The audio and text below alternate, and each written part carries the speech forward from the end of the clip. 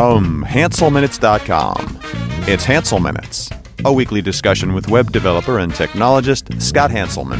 This is Lawrence Ryan announcing show number 399, recorded live Thursday, November 21st, 2013. This episode of Hansel Minutes is brought to you by Telerik, offering the best in developer tools and support. Online at telerik.com.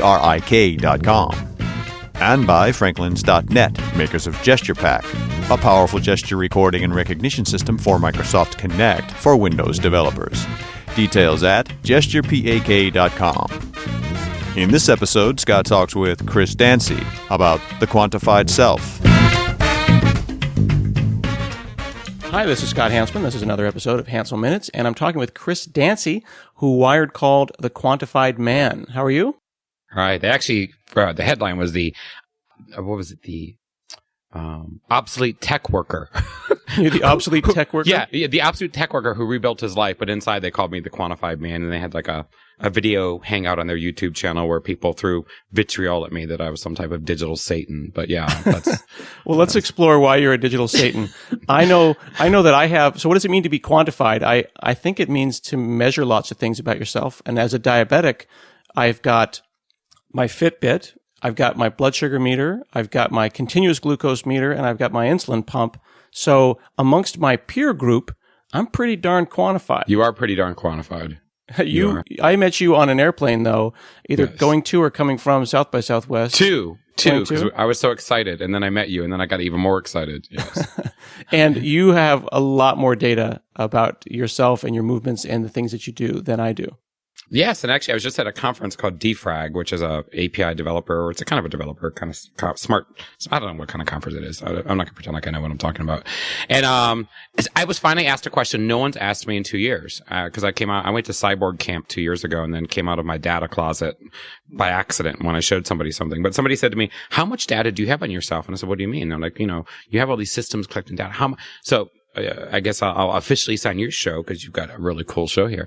I officially have 14 terabytes, 4 years of text data on everything from did I take a screenshot to what song did I listen to how much did I walk to you name it. How many times did I use the restroom? I mean, but for me, it's all low friction, right? So no work involved, right? I have to just live my life. I have to be on the air with you, and data has to be collected. And that has to then be presented to me in a way that's searchable, in a way that's visual. I use a Google Calendar for the visual. I tied it all to Maslow's hierarchy of needs. And then ultimately, I've been playing around with Stanford's deep learning engine to dump large chunks of it in there to find out what I can get. Okay, so let's back up and then we'll Sorry. No, this is good though. That's what I'm here for. Let's take this apart a little bit at a time. So quantification, self-quantification, this is the idea that I'm going to do passive things, whether it be wearing a wristband or carrying a phone in my pocket. You're probably excited about the iPhone motion processor. Love it. And you simply live your life. You're not like keeping a logbook or checking a box. You're not being obsessive. You're being obsessive compulsive, but you're not being actively obsessive compulsive.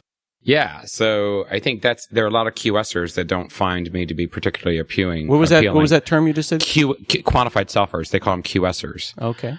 They're a lot because I don't do the work, right? I'm not sitting and logging it. And QS is beautiful because these people have taken time to really document and capture large portions of their life. They got journals that are just, very intricate. It looks like something Da Vinci would create. And then they turn them in these beautiful art projects. I'm going to New York City this weekend to see Nicholas Fenton's. He's having a sale and he gets really into personal data art. For me, I don't have time. So, if I can set up a routine to collect some information in the background, then that's good for me. Mm-hmm. And I believe that information can be harvested and used in some amazing ways. And we're starting to see that that's actually what's happening, especially when, more people talk about Internet of Things and more people talk about quantified self. My whole thing is if you take the quantified self at a very low friction, mom's just baking cookies, and you take the Internet of Things, the kitchen's just doing things to help mom, and you marry those two pieces of data together, you have what I call existence as a platform. Existence as a platform. Now, how is this different, or how does this relate to the kind of life logging where you see like different researchers go and plug cameras in, or they wear something around their neck and they're filming and they're recording. They're like TiVoing their entire existence. Oh, and now he's put on the Google Glass. Okay, so they are complementary things. Yeah, I think there seems, I mean, I was just at the QS conference. I did one of their little keynotes 2 weeks ago, and there definitely seems to be some overlap.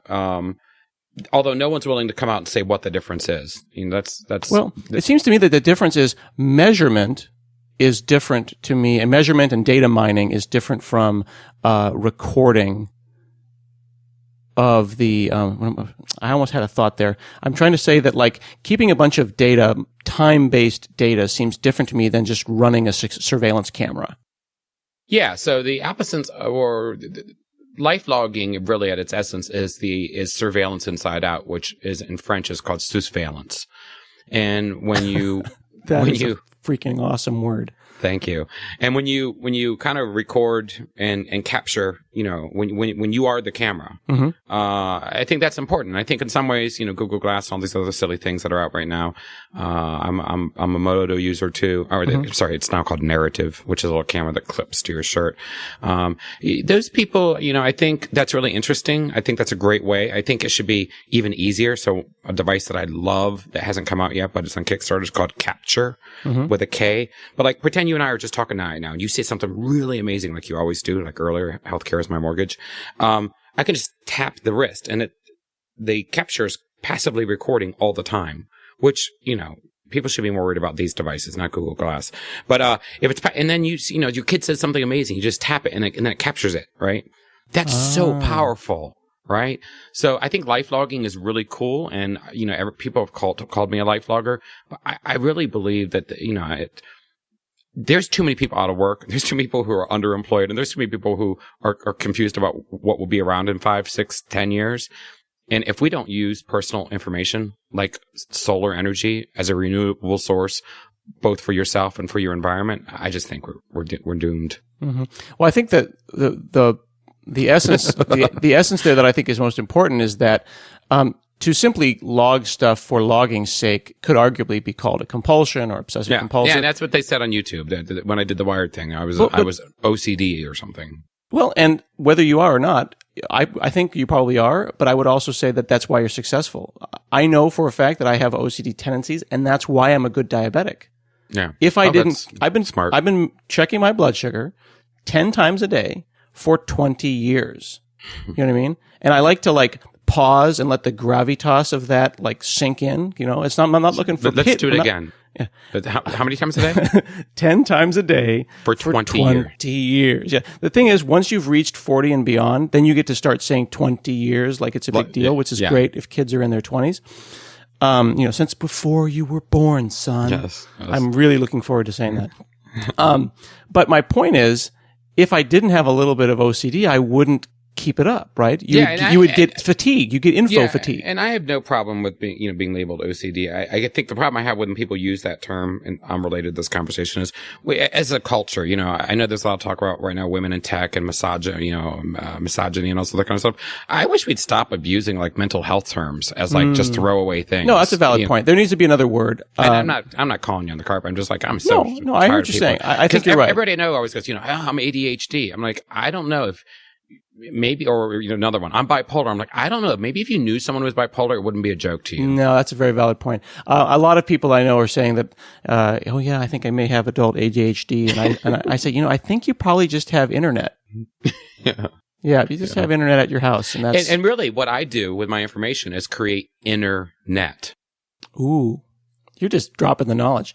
Okay, so no, but that's what it's about. No, you're absolutely right. But if we leave the internet, right, all we have left is the internet. The internet, right. This is important because it's one thing to have OCD, or we need to find a non-mental health related way to say. Sorry. No, but I think it's a valid point. But it's another thing to use that data. Now, my point is, I talk to other diabetics a lot. I'm using diabetes as the example because that's what I understand. Yep. And they'll say, well, what do you use to log? And I said, well, I don't actually save the data. I save a window of it. So for me, the logging created psychic weight and stressed me out. And I know that there is a log available, and I could look at the last year, 2 years, 5 years, and do something about it. But ultimately, the instantaneous stress of diabetes is more important to me. So I have a window of about 5 hours that I care about. And I care about it down to the minute. Yeah. You see what I'm saying? It's your life and death. But after that, I don't really care how I did yesterday. Yeah. So, I mean, I think people also think that I review, all of this data about my life. I'm exactly like you. I could care less. Mm-hmm. Where it comes in handy is when I need something situationally. When did you talk to Scott? Or really cool stuff. When was your voice above 71 decibels? So when you can Google the internet, there you go. It becomes hot. See, that's interesting. Now, funny story, and this is true and this is again the tiny quantified self talking to the actual quantified self. My wife and I are at this noodle place, and I'm like, we have not been here since March. And I'm like, no, we were here in June. And we had that kind of standard, marital argument. And I was like, no, I'm pretty sure we were here. She's like, no, you're insane. I was like, okay, whoa, you're taking this way too seriously. Yeah, way too seriously. So I bring up Foursquare and I show her the check-in. Yeah. I just scroll back and I go, no, here we were and here's the time. And she goes, oh, wow, you know where we were at all times? And I was like, well, I mean, anything important. Like, I don't know where I was between this noodle place and the gas station, but I know where I checked in. Right. There is proof that we were there. And that stopped the argument. It was kind of cool. And I had actually forgotten about it. I do that maybe twice a year. I don't think GPS is actually to get us places. It's to keep the people sitting next to us quiet.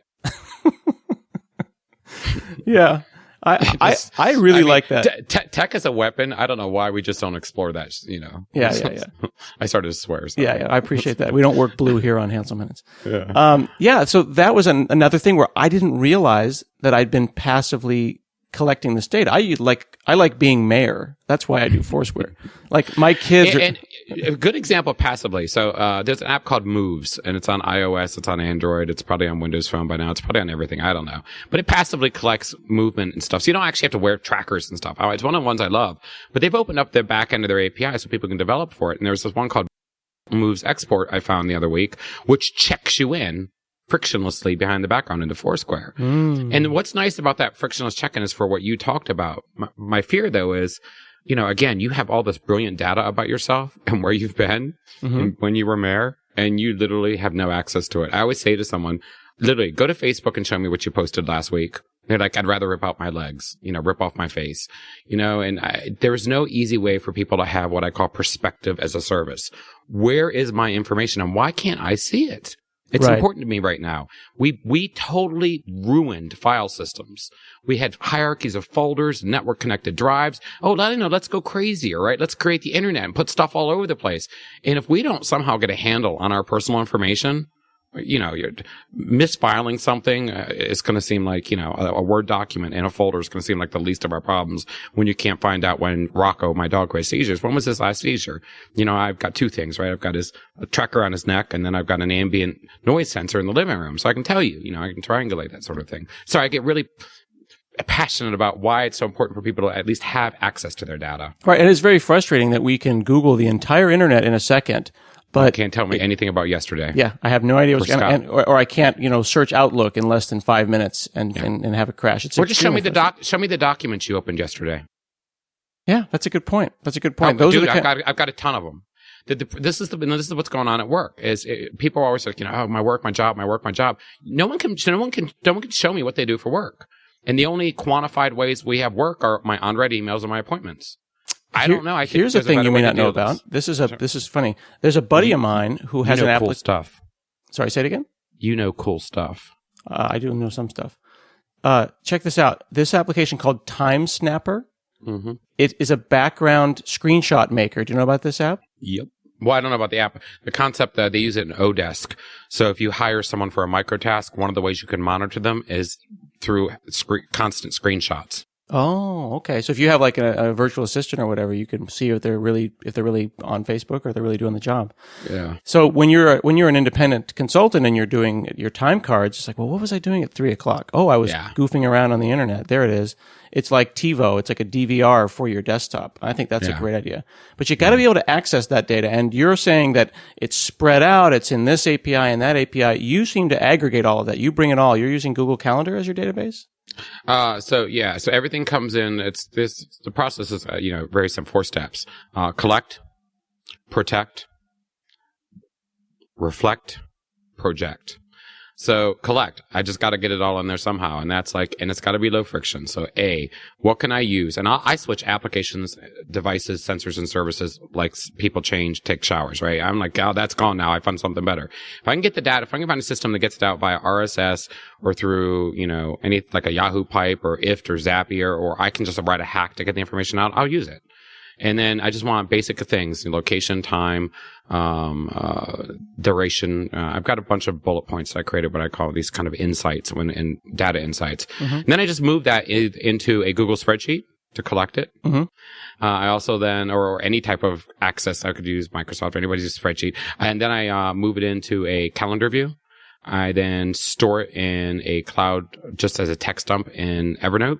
And then that gets exported out into text, just raw text dumps, onto my files. And that's really, I have 14 terabytes of text dumps. So, and then the last part is, how do you actually deal with that? And that's where you actually, you can do some correlation looking at it. So a bunch of weird examples. I could give a ton of how, just the voice one I used earlier, the lady who helps me clean my house, I hired her about 6 months ago and I could never figure out why Sundays I was getting so just sick to my stomach. And as soon as I put a indoor weather station on my desk, mm-hmm. right, I knew the air quality was toxic because I was getting feedback, right? And I was like, I'm sleeping like crap on Saturday night and I'm waking up and I have a headache by Sunday afternoon and I can't, okay, we're toxic air. And it smells like chemicals. It's lovely. So it's the cleaning chemicals? It was cleaning chemicals. So I just leave when she's here now. I have no more problems on Sunday. That is a first world problem right there. Yeah. First world. It's a lithium problem. Yeah, there's that. So what do you, I understand the collect part and I see the idea of bringing it all into some central format and dumping it. But on the outside, on the dashboard, I feel like you would need like a Google Analytics or a Hadoop or something like that to really mine this. Cause that's a laptop's not going to be able to effectively build you a view of your life with multiple terabytes of data. No. So the easiest way for me to do it is to just search like I said, I pump most of it for, I think, public sake through a Google Calendar, and I tie it. The 10 areas in my life are like financial, spiritual, health, right? So every data stream hits one of those areas and it's color coded and those colors tied to Maslow's hierarchy of needs. And I basically then say that's it. So that's one way I can see. The second way I can do is search that information. The third way I can do it, like when you're going down the big data, 14 terabytes of it, that's where I just started playing with a lot of these deep learning engines that are mm-hmm. open source and just taking massive amounts of information and dumping them there. And what's just so absolutely compelling is, a lot of people use these deep learning engines for sentiment analysis on, websites or, the public, is the public happy about Twitter's IPO? When you can dump personal data in there, it's like mind-blowingly cool because you're like, yeah, that was a bad day. I remember it, and actually, this is right?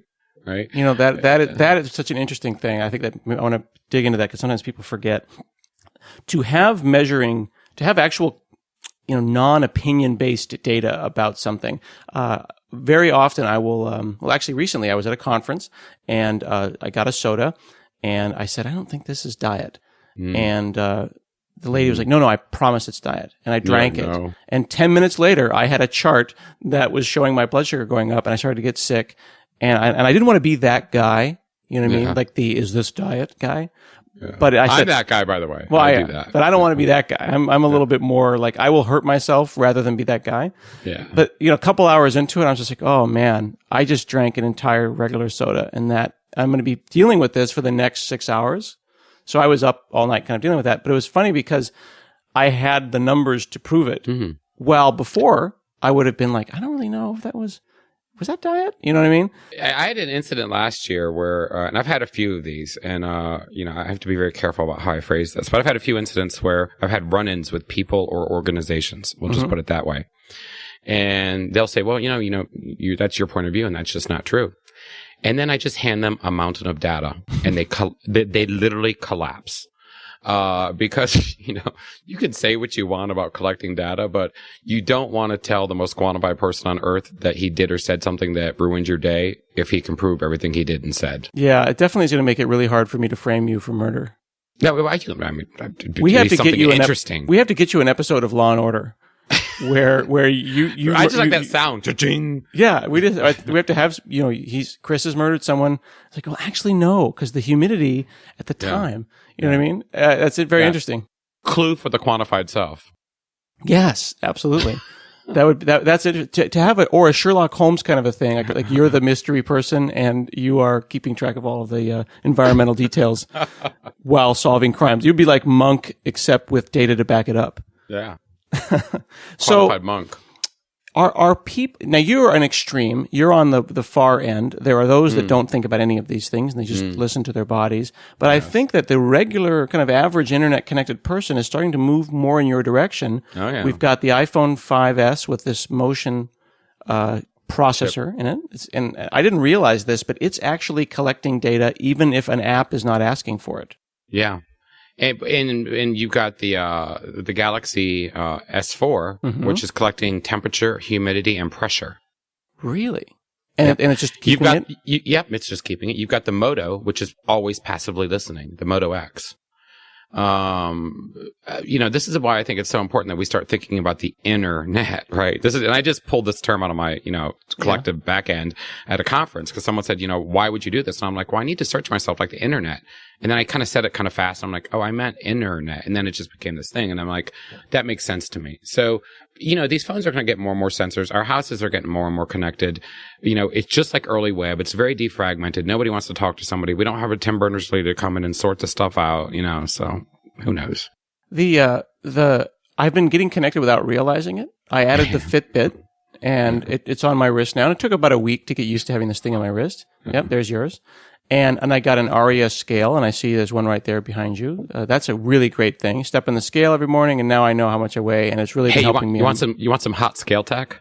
Okay, what do we got for hot scale tech? Hot scale tech. This is a hot scale tech minute. They've got this. Again, I love pre-tail. I am big into Kickstarter. Anytime I can buy pre-tail over retail, I'm down. Pre-tail, right? Man. Pre-tail. I got to write all these cool terms down. Yeah, so out on Kickstarter, they've got this thing where you put these little sensors underneath your bedposts, so you don't have to weigh yourself. Just when you sleep, you're weighed automatically. So you tear your desk. Your zero is your bed by itself. Yeah, and then you get on the bed. Yeah, and it weighs you. Yeah, effortlessly. And that's what ambient or calm technology. It just gets out of the way. And why wear a bunch of sensors to track your sleep if the sensors are tracking the weight of the bed can know if you were rolling around or not? There's something called Bedit that, actually does your heart rate, but it wraps over the mattress. So you don't wear anything. It just, when you're rolling around, it's cutting. I just think this is kind of geeky stuff. Well, I think that it's deeply geeky. It is above first world. It's zeroth world. It's Elysium. I call it data Elysium. Yeah, it pretty much is. I interrupted you about that whole, so you got your Fitbit, well, my point is that I'm not actively trying to quantify myself, but you are. I am indirectly doing it. Yeah. I installed recently the Nike, this app just came out 3 days ago, called the Nike Plus Move app. Ooh. It's the very first app for the motion detector. So on the iPhone. So I put the thing in. How does the most connected man on earth not know this? Well, there you go. See? There you go. I'm downloading So the Nike Plus Move application, here's the scary part. It already had 10 days of data on me. Nice. Because it pulled it out of the motion coprocessor. So it's collecting data even though it's not running. And it's not that there's a background process. The processor itself is keeping that data. So that became really, really interesting. I was like, oh, wow. And then I started to correlate that with Fitbit and things like that. Yeah. And about collecting data without really noticing it, who's been doing this for decades and probably centuries? Our spouses. They're watching everything we're doing, right? So, I think in some ways, and we do it with our kids, as soon as the biggest thing I struggle with, Scott, is now that I've been doing this for 3 years, is sometimes, like, even if I look at you right now, I actually have to not directly look at you in the Skype hangout because I see mountains of information around you. Just like the Matrix. And it's really hard because I had to literally start to study Buddhism and to meditate because I was leaving physical space. People talk about, oh, they're checked out because he's using technology. There's a level beyond checking out because you're using your phone too much when you see people as bits. Yeah. And it is scary. So I took my kids to Sherlock Holmes. My kids are 6 and 8, and there's a Sherlock Holmes exhibit. And when it comes to your town, you should check it out. It's really one of the best museum of science exhibits I've seen. I got 3 things on my list now. It's fantastic. So we go to this thing, and they've set up this full-sized diorama, effectively, of Holmes's room. And they give you a list of things to look for, kind of like Where's Waldo. This is your practice. Like, do you find Holmes's cane. So the kids are like, and we're looking at, this is full size, right? This is a set effectively. So then, okay, now the kids are starting to exercise their brains. So then we go downstairs to the next part of the Sherlock Holmes exhibit, and it is a complete crime scene. Nice. And the kids spend 2 hours with their little notebooks doing like rubbings of footprints and all this kind of stuff to figure out what's going on. And did you do it, or did you just have your kids do it? No, I did it too. Good for you. And there's That's what I like about you. there's 16 possibilities about like, what could have happened, and they got it right. So they were paying attention. And what was interesting about it is that now they're looking at people in that kind of Monk or Sherlock Holmes way. Like, you have mud on your shoes. Yeah. Where were you? Were you in the backyard? Or, did you wash your hands? Well, I don't think you did, because your nails are dirty. In so many ways, we do this online too. I always tell people, don't think about people don't create content online for people who are going to read it. Create content online for people who pattern watch. Mm. And if you create connected pattern watching experiences, you have people's attention, right? Because they're looking exactly like you just described. They're looking for the clues. So put a word here, a picture there, something else. I mean, I've had people who go to me, wow, that was really cool. I said, what? And they describe the situation, and I'm like, what do you mean? Well, I saw it on Instagram, and then I saw you posted something on Foursquare, and then on Google Plus you put something, and then in your LinkedIn, and they literally made my day. So then I started experimenting. Could I leave just the smallest amounts of information across 10, 15, 20 networks to see people would reconstruct my day for me? Absolutely every time. Yeah. There are those that are kind of, we call it low-key stalking, is what we call that. Low-key stalking. Yeah. I mean, that's what the young people call it. I've been on like Instagram, and people will talk about that. They'll say, yeah, I'm kind of low-key stalking his Instagram, but I got to make sure I don't double tap, or I'll like that picture, and then they'll know that I'm creeping around. What the Facebook does when they introduced hashtags now, I think it's amazing if you just do some hashtag searches for how many people don't know they're publicly posting. Oh yeah, they have no idea. It's almost like reading a 12-year-old's diary. It's like, you just want to lick your hand. You can go wash yourself with Perel. It's like, don't hashtag search on Facebook. It's not for the faint of heart. Let's bring it back around to talk about how we do something with this data. I didn't realize that even though I don't tap my Fitbit before I go to bed, I can go back and say, well, I was sleeping between this time and this time, and it will reconstruct my sleep and tell me when I was, moving back and forth. And this is not something I'm used to doing. You, of course, do this all the time, but I realized that I'd only slept 5 hours 3 days in a row, and I was about to hit the wall. Then it did, in fact, hit the wall. Had I not done that sleep logging, I would have just slept in and missed a meeting. You know what I'm saying? It's what's interesting to me isn't the collecting of the data, but it's the using it to make my life better, to change something. So there's a couple layers, right? There's the, you talked earlier about, you weren't going to hit your step limit yesterday.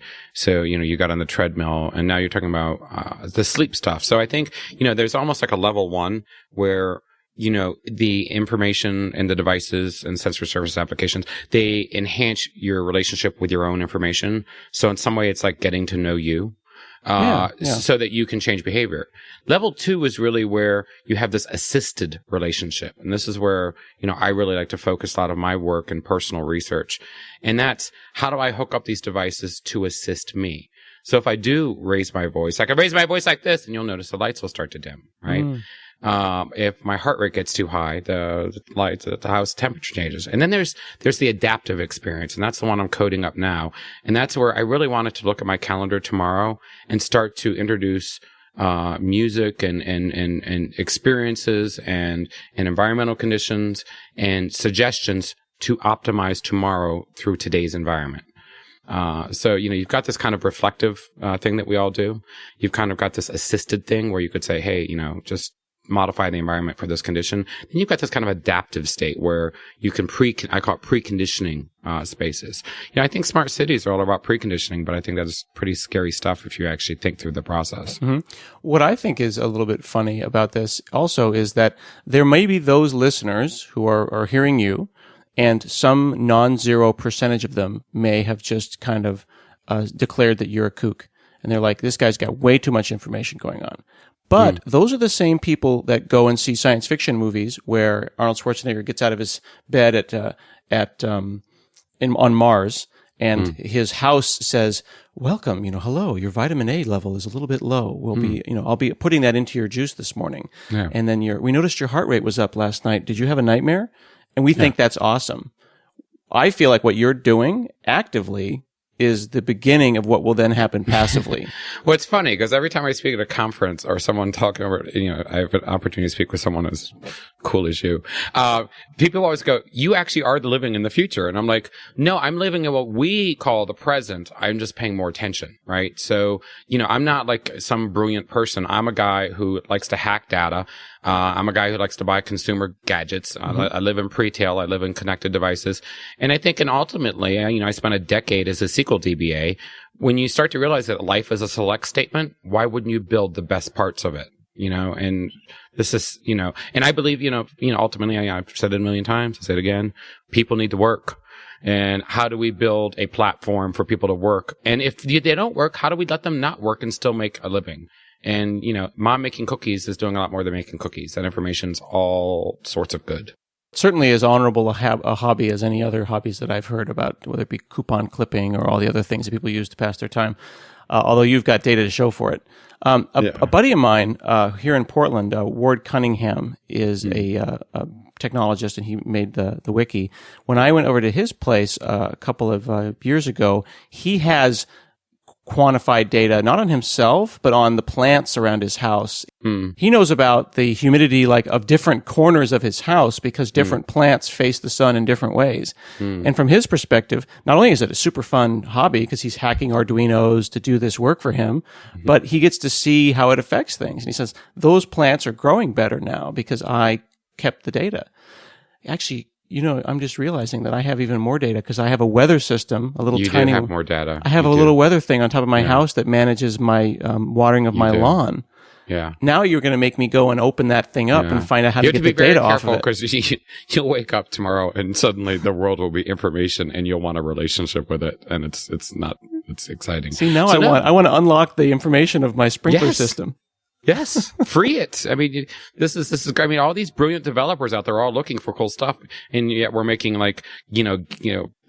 silly games on our phones and sticky websites to keep people's eyeballs occupied. And I don't know. I just think we can do better as a species. If we. So people can go and learn more about you at servicesphere.com. They Google for Chris Dancy. They'll find your Twitter, your LinkedIn. They'll find the Wired article. They'll find your slide shares. Where else do people need to go to check out information about the Quantified Self? Well, there's a Quantified Self, the actual organization. They have a website where they've got just brilliant talks and about the collection and the technique, because there's also a very deep conversation now around the technique.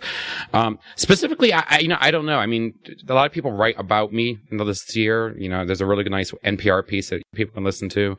I don't have a home. I mean, service here is where I kind of put all sorts of stuff. But like I said, it's all just kind of out there. You just reach out to me, My phone number's actually on the internet, so if you have any questions, it's good stuff. And I can't thank you enough. I was so enamored with you after I met you on the plane. And truth be told, everybody should know, I stalked you for, I don't know, it's been a year, to actually get to talk to you. So, So you've been low-key stalking me on Instagram, trying not to like my pictures. Yes. Well, no, just kind of I think I've been old school, sending you emails randomly. Hey, can we get together? Hey, can we get together? Because you've got such a brilliant perspective on work and the future of work and health. I just felt like I'd met like Darth Vader, my quantified Darth Vader father. Well, that is very kind. I appreciate you chatting with us on the show today. Thanks so much. This has been another episode of Hansel Minutes, and I'll see you again next week.